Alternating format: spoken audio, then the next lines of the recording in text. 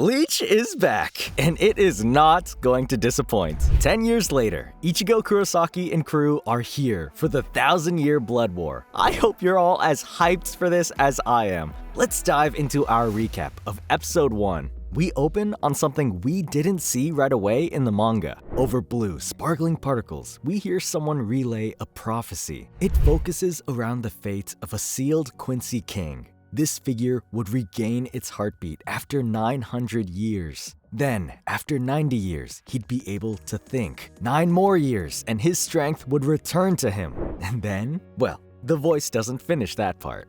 But we see a grasping hand, reaching out to seize the Quincy Cross. That can't mean anything remotely good. We see a guy with a bushy mustache grin. A little taste of what's coming later in the episode. With that, we cut to the chaos. An alarm is ringing its head off as we go to Soul Society's Research and Development Department. Captain Mayuri Kurotsuchi and his Lieutenant Akon are riding an elevator down to the Situation Room. The members of the department are extremely alarmed, running this way and that, yelling at each other. But the reason behind it is quite odd, at least if you don't remember your Bleach lore. Hollows have been unexpectedly disappearing. While Soul Reapers usually fight Hollows, obliterating them outright is a problem. It risks destabilizing the border between the worlds of the living and the dead. The Shinigami are doing their best to fix this situation, trying to stabilize the border and work out what is going on. But they can only do so much. If this Hollow Purge keeps going, the border will destabilize. That's pretty much an apocalypse for both Soul Society and the living world. Akon wonders if this strange event could be caused by them. Mayuri knows at once what he's referring to and is convinced of it. So much so, he sees Akon even asking as foolish. As far as he's concerned, there's only one group who could totally obliterate Hollows like this. We shift to Karakura Town. With a crescent moon in the sky. It's quite a moment. We've been gone from this place for so long. A mysterious figure with a Quincy Cross talisman breaks something over a rooftop. They don't stick around, jumping away as a door to Soul Society opens up. It's time for 2 new Soul Reapers to take up their duties in the world of the living. They don't look super ready for it. At least one doesn't. Shino Madarame gives her friend a slap, trying to get him to show some backbone. Ryunosuke Yuki, the young Shinigami with dots in his hair, is still extremely nervous. He's heard that Karakura Town is full of dangerous hollows that keep appearing left and right. Shino claims that shouldn't matter as long as he's with her. Yuki claims that's not what he meant. He's not worried about the threat exactly. He just wonders if he's the right person to be sent to a place with so much danger. There's supposed to be a super tough substitute Soul Reaper here. What's the point of some weakling like him going on patrol? He can't. Yeah, Miss Madarame isn't here for that kind of loser talk. That name, plus Bleach, means no whining. She yells at Yuki to stop being such a wuss. They were assigned here to give that other Shinigami a break from all his hard work. Soul Society even assigned 2 of them here. They have acknowledged Ryunosuke's abilities and think he's able to help out Ichigo Kurosaki. Or they think these 2 are useless and wanted to give them a cushy assignment. Either option works really. Still, Shino is being more optimistic and wants to see that in her friend. Yuki should show some pride in himself. And when he still questions the whole point of this assignment, she shoves him off. There's no point in keeping this argument up if the other Shinigami is so insistent on not listening. They should split up and start patrolling. Look for hollows, get a feel for the area. That should help steady his nerves. Yuki ain't happy at the idea of splitting up, but Shino has had enough and isn't going to give him an option. She just jets off to start her own patrol. This way, her friend might finally grow some backbone. Cut to the rather pathetic Ryunosuke slowly jumping through the town at night, all alone. He's still worrying about hollows jumping out at him, to the point you have to wonder if he got any training at the academy. Was he just some random guy from Soul Society who thought being a Shinigami sounded like an easy job? Did he just want the cool robe? Well, it hardly matters now.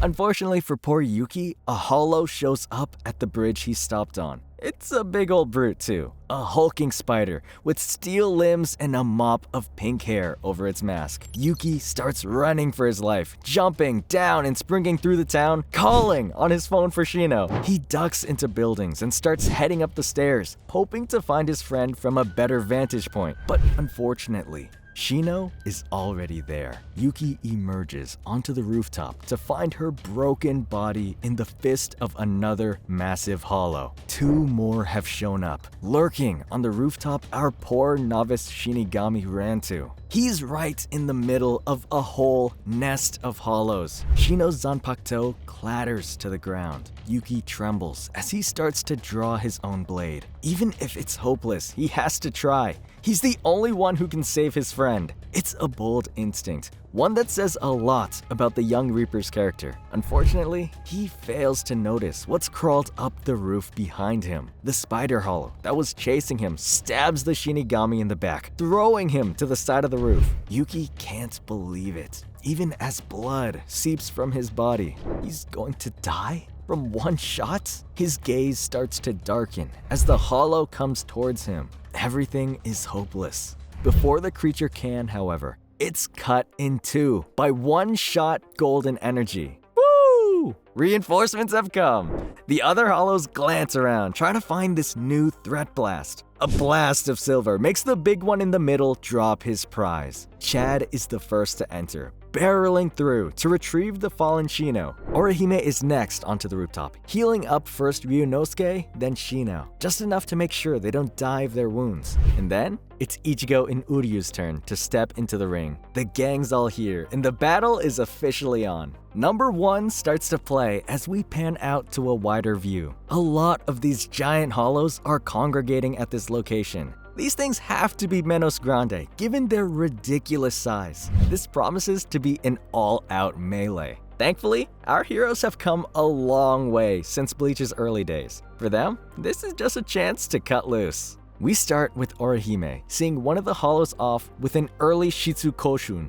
knocking it into a bunch of others. The hollows fall like dominoes. Chad is ready to follow that up with a nice strong La Muerte delivered to a hollow with a goat skull. It's strong enough to knock the creature hundreds of feet through the air. The monster spirals, impacting on a skyscraper and leaving nothing but a black skull-shaped smear of ooze. Uryu is not going to be outdone. The Quincy Archer makes this look effortless. He's back to one-hit kills and he's racking up quite the kill tally. Uryu launches himself upward, going high into the air before using Leeched Reagan. The bombardment of blue energy blankets the entire rooftop, blowing a bunch of the hollows away in a few seconds. Ichigo calls him out for that one. His arrows were more dangerous than the hollows. Novice Shinigami, Yuki, remember him, is awed by this display of power. It's like he's a new viewer watching Bleach for the first time. He's so starstruck at all the cool fighting,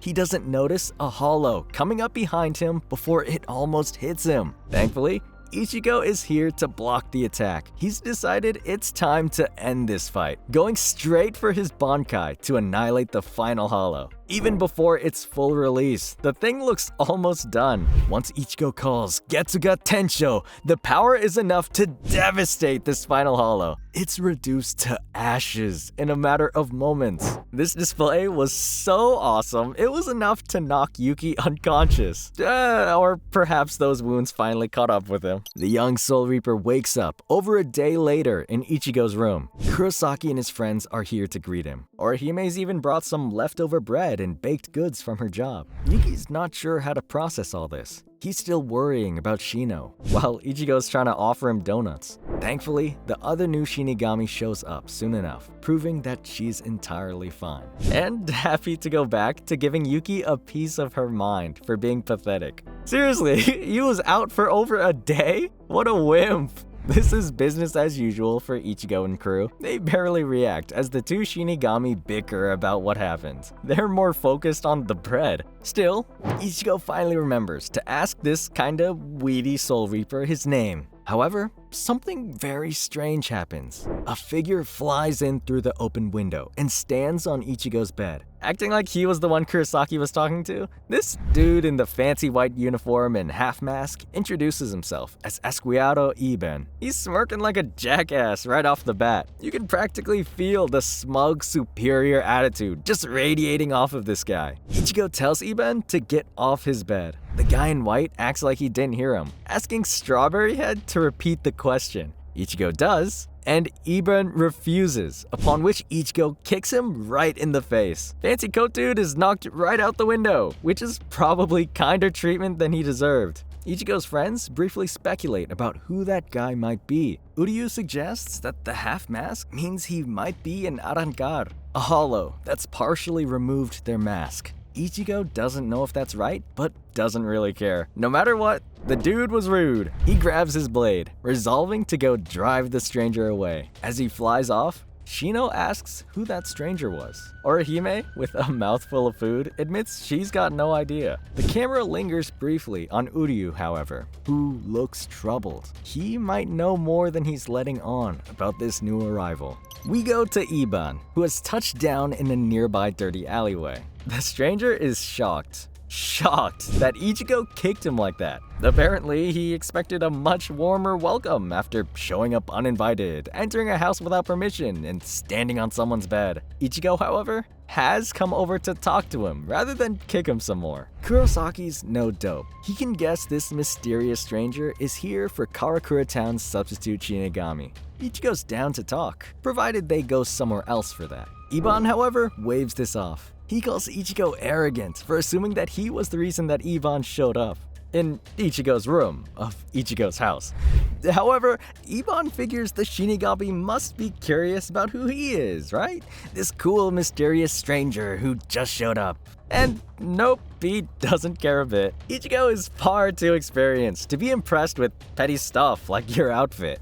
He just starts guessing, asking if Ebon really is an Arrancar. That idea makes Ebon's eyes go wide, though he doesn't comment on it. Ichigo keeps drilling him, asking the stranger if he came alone, if someone sent him. What does he have to gain from fighting Ichigo? Ebon is hung up on the Arrancar thing, however. He flies up, ready to meet Ichigo in the air. From his sleeve, the stranger withdraws a Quincy's Cross talisman. Unlike in the manga, Ichigo calls it out right away. Ebon manifests a strange weapon out of the rishi in the air, one that looks more like a gun than a bow, taunting Ichigo over seeing something familiar. Before the fight can begin, however, we cut over to the Rookon District in Soul Society. Seated Shinigami, Ayasagawa and Madarame are investigating a string of disappearances. They can't understand what's been going on here. This whole village has just vanished out of nowhere. The pair can't locate a single soul left in the place. Their subordinates have swept the whole area and only found one thing: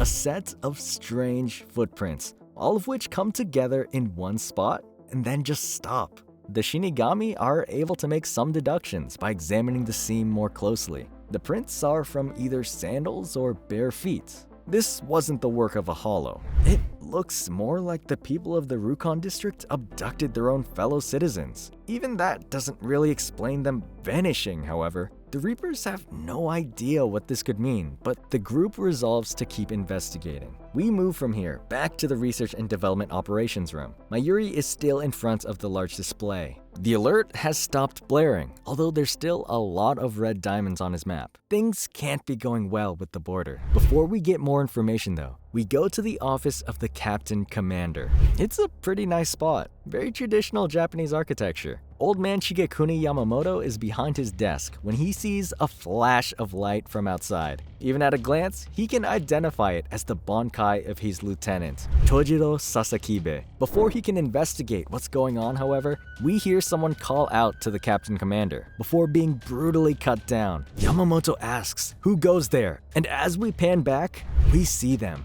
Standing above the bloody form of the murdered messenger are a group of figures. They all wear the same pure white uniform as Ebon does, but their masks are different. They are complete and mirrored, reflecting the outside world back at any observer. The leader of this group notes that they are here to declare war. Before that can go anywhere, however, it's back to Ichigo. Ebon has already begun their battle, opening fire with globes of blue energy. Ichigo briefly tries to evade the attack, but the blasts fly after him. However, they're no match for his blade. The easily blocked attack gives Strawberry time to think this through. He knows Ebon carries a Quincy cross. Logically, that must mean he's a Quincy. Attacking with blue energy blasts and a fancy ranged weapon is Pretty Quincy behavior, but he's sporting an Arankar mask, one that only Hollows or Soul Reapers should be able to wear. How has he done that? Why would he do that? Don't the Quincy's hate Hollows? Before he can work that out, we go back to the group of mirrored figures, here to smack top Captain Shigekuni. Their leader snarks that he was shocked at how easy it was to get into the private quarters of the leader of the Gotei 13. Perhaps Soul Society's security could use some improvements. And the rude stranger has a point, given what happened to the Central 46 back in early Bleach. Yamamoto, though, badass that he is, points out that there was nothing to fear. He is here. There could be no greater security than that. This man has no fear of some Daft Punk looking trenchcoat mafiosi. Unfortunately, he's not the only one at threat. Lieutenant Sasakibe is thrown into the office, impaled against the wall by a giant sword of blue energy. Even Yamamoto is shocked by this. The lead mystery man tells him not to mourn. His subordinate has done them all a public service. The Shinigami's end has helped demonstrate the fate that awaits for all his people. A hopeless struggle followed by a painful death. The stranger lays it all on the table. In 5 days' time, all of Soul Society will be annihilated by the Vandenreich. Rather than wait for this stranger to explain what that is, the Captain Commander lunges forward. It just takes a motion for Yamamoto to break the blade and retrieve Sasakibe's body. The Mirror Mask Squad don't budge an inch as the greatest Shinigami draws close to them. Their leader continues snarking, pointing out that there's no way they'll tell the captain anything useful. Besides, he should be able to guess who they are. Yamamoto orders the group to halt, but no dice. In an instant, they vanish, fading away into the shadows before the captain's flames can strike them. These invaders can come and go as they please. They are not going to be easy to force into a fight. However, thankfully, some of them are dumb enough to want to fight, as we see by cutting back to Ichigo versus Ebon. The Hollow/Quincy/Jerk has Ichigo on the defensive, blasting him more rapidly. Ichigo's gotten better at dodging his attacks, falling back beneath a bridge as Ebon chides him. Surely he can do more than dodge, right? That can't be the full extent of his powers. At any rate, he'll have to use Bankai to finish him off. Ichigo picks up on the taunting. It's clear Ebon wants him to escalate this. Unfortunately, he has no real better options here. Ichigo's no mastermind, and the only clues he has are contradictory. He's got no idea who or even what this stranger is. For now, the only course of action is to play along. As such, he readies his Bankai for release. Back in Soul Society, Lieutenant Sasakibe manages to stir. He's close to death, but he manages to mutter a few final words to his captain.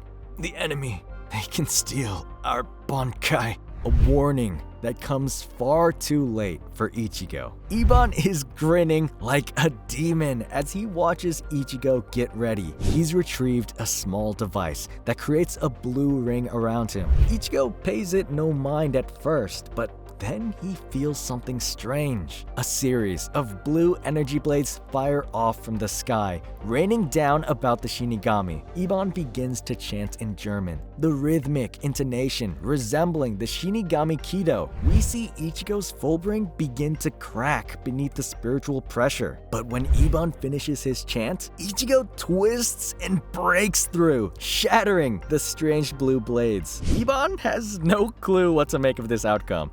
You can see the shock on his face as his victory is snatched away from him in an instant. Ichigo finishes his release, and the resulting explosion lights up the night sky of Karakura. One more successful Bankai, one more fight won. Unfortunately, Ebon survived. Fortunately, he's badly hurt. He's clearly in no state to continue fighting. The stranger screams at the sky, demanding to know what happened. Why wouldn't the Bankai disappear? Before we can get the answer, Ichigo has his Zanpakuto to Ebon's throat. He wants to know what the stranger meant by that, and a bunch of other stuff. Besides, the new arrival's coming with him to answer a whole bunch of questions. Unfortunately, Ebon doesn't feel like going anywhere with Ichigo. Cursing his luck, the stranger starts to fade into the same shadows that had consumed the mirror masks in Soul Society. Ichigo backs away, wary of some attack. Ebon seems to find that funny. He tells Kurosaki not to worry, that the shadows only hide the chosen. And with that, the strange figure is gone, leaving Ichigo with many unanswered questions. I'm sure he'll deal with that calmly. We see what Ebon meant by that remark, however. We follow him into the shadows before finally seeing that strange blue light. And within that light is a mysterious structure. Grand, imposing, towering over the void. The masked figures from Soul Society have arrived, though their leader has removed his faceplate. He's very smug about his success in delivering a message warning their enemy of their plans, and gets doubly smug upon seeing Ebon. He remarks that it's commendable for his comrade to already be down on his knees. Ebon responds that he'd never bow to the squad leader. This seems like the beginning of an argument, but before it can get any further, the leader's arm is severed, seemingly just by a glance and a word from a man seated upon an imposing throne. Even from a distance, it's clear this is the same man we saw in the introduction, grasping the Quincy cross. Given his cool chair, this is most likely the Quincy King, who has been regaining his power for over 900 years. He chides his subordinates for their squabble, reminding them that he dislikes conflict. As such, he orders them to give their reports on the preparations they've made for peace. And that was episode 1 of the 1,000-year blood peace? No, war. It's a war. That guy was just kind of full of it. Anyway, Bleach is back. This episode had a lot to live up to, and it did not disappoint. Some of the CG on the hollows was perhaps a bit rough, but the fight animation was fire, and there's a lot of more amazing stuff to come. What was your favorite part of episode 1, and what are you most hyped for going forward? Leave your answers in the comments below. Thanks for watching. I've been Anthony Fan, and have an awesome day.